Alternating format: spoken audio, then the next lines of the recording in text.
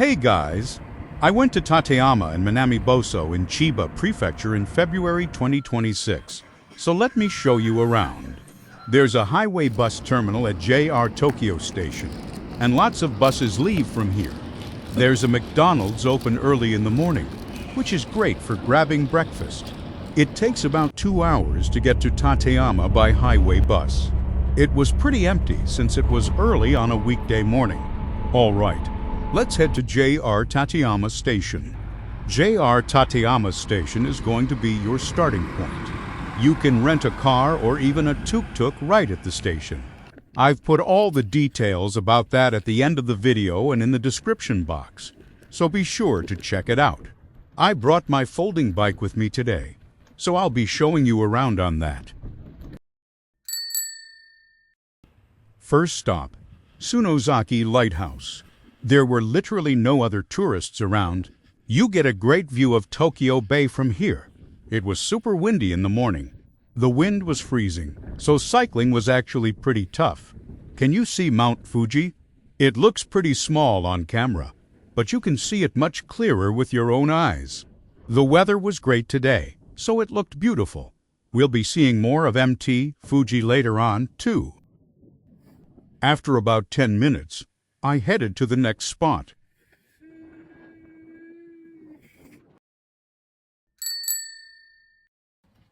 Next up is Sunosaki Shrine.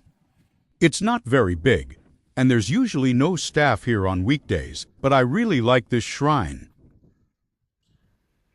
The early blooming cherry blossoms were almost in full bloom.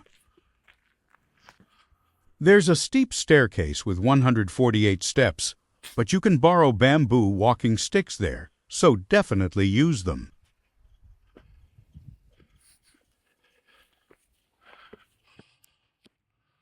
I was completely out of breath by the time I made it to the top.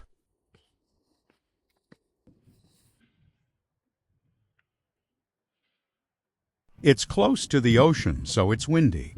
But shrines like this are often surrounded by mountains and located in really peaceful spots.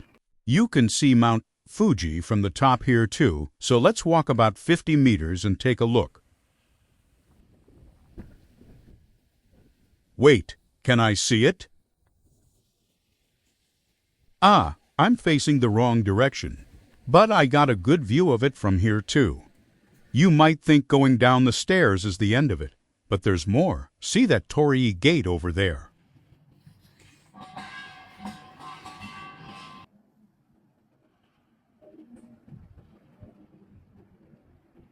You can see Mount Fuji right in front of you from that gate too. It's just across the road. Ah, there it is. It's awesome when you can see it right in front of you. So majestic. Japanese people just love Mt. Fuji. You guys will love it too when you see it.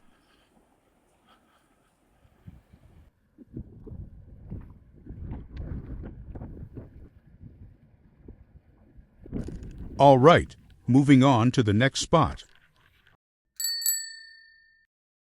This area is called the Flower Road. It's really beautiful with flowers blooming along the road from early spring. It's a bit warmer here than in Tokyo, so a lot of people come to Minamiboso around this time of year to get a feel for spring. Next is Awa Shrine. It's the biggest shrine in this area, and a lot of people come here for their first shrine visit of the new year, even though it was a weekday. There were some tour buses parked there. This shrine is a power spot, and it's dedicated to the god of wealth. Everyone comes here to pray for money.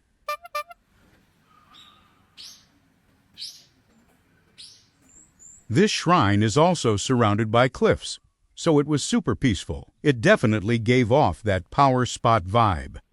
You can really see why they built it in this spot.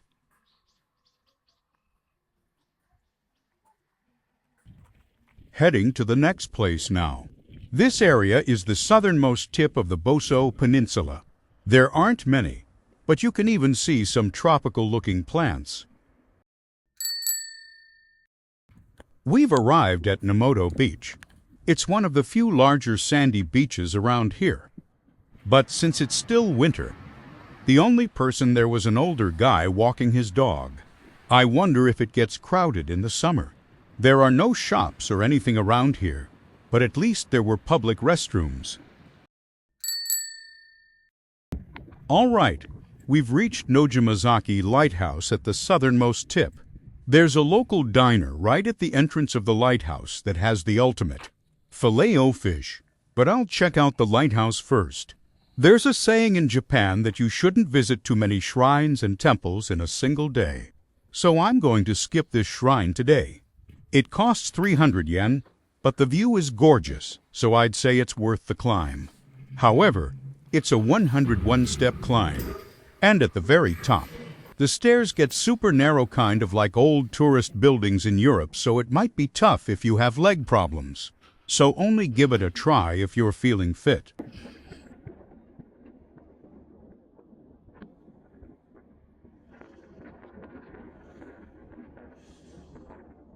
I couldn't really get a good shot of the lighthouse lens.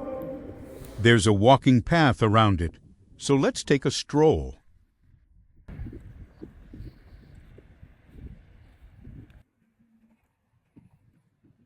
As you walk, you'll find a bench attached to the rocks at the very tip.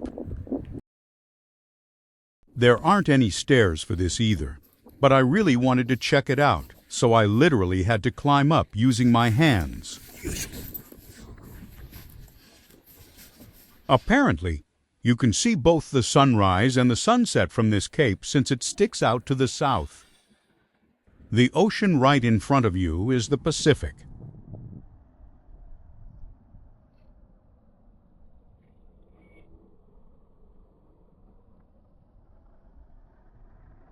After making a full circle, I came back to the lighthouse entrance and went to the shop on the right for that ultimate Filet-O-Fish. The place is called Kameno-ie San-ai. Of course, their raw fish is delicious, and they have namero, a bowl of minced horse mackerel. But it has a raw egg on top, so it might be a bit hardcore if you're not used to Japanese food.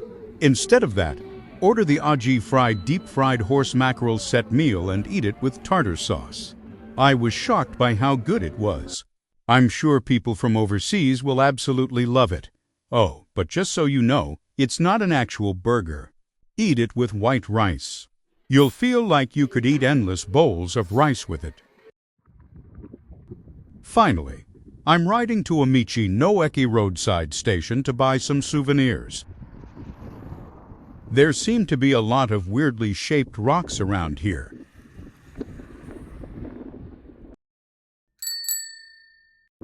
All right, we're here. There are a lot of cars parked. Michi-no-eki is a roadside shop that sells tons of local produce and products. You know those rest areas on highways. It's basically like that, but on regular free roads. Tourists usually stop by places like this to buy souvenirs, local fish, or fresh veggies to take home. It's fun just to look around, so I highly recommend dropping by.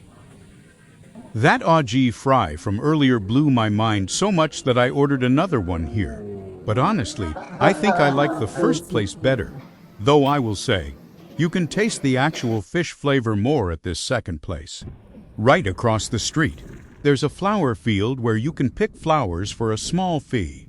You can find plenty of cheap vases at 100 yen shops. It might be nice to decorate your house or hotel room with them.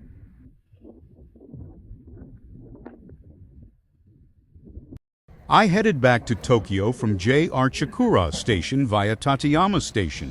Since there are only local trains and rapid trains running on weekdays, it took me about 3 hours to get back to Tokyo Station. If you rented a car or a tuk-tuk, remember to return it at JR Tateyama Station.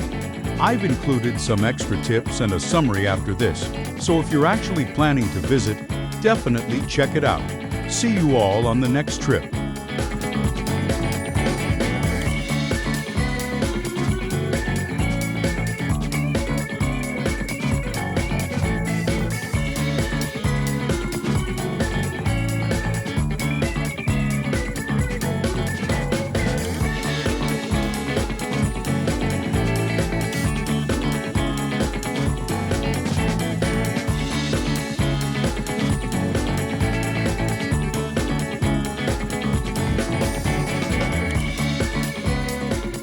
Just a quick note before we wrap up. In Japan, when you say Tateyama, most people think of the famous Tateyama in Toyama Prefecture, which is known for its beautiful mountains. So, for the place I visited this time, it's better to say Tateyama in Chiba so people know exactly where you mean. If you just say, I went to Tateyama and the ocean was beautiful, Japanese people might be confused and wonder, wait, where did you go? The famous Tateyama is all about mountains, but it's also a stunning place that I'd love to visit someday. Now, about getting here. You can rent a car in Tokyo, but driving out of the big city is tough, even for experienced drivers. You have to deal with driving on the left side of the road, Japanese signs, heavy traffic, and tricky 3-lane changes. You'll basically be relying entirely on your GPS. Traffic jams can be especially terrible depending on the time of day or on weekends, which will leave you exhausted before you even arrive. Japan's public transportation is incredibly punctual and safe, so I highly recommend taking a train, highway bus, or a high-speed ferry to Tateyama Station first, and then renting a car or a tuk-tuk locally.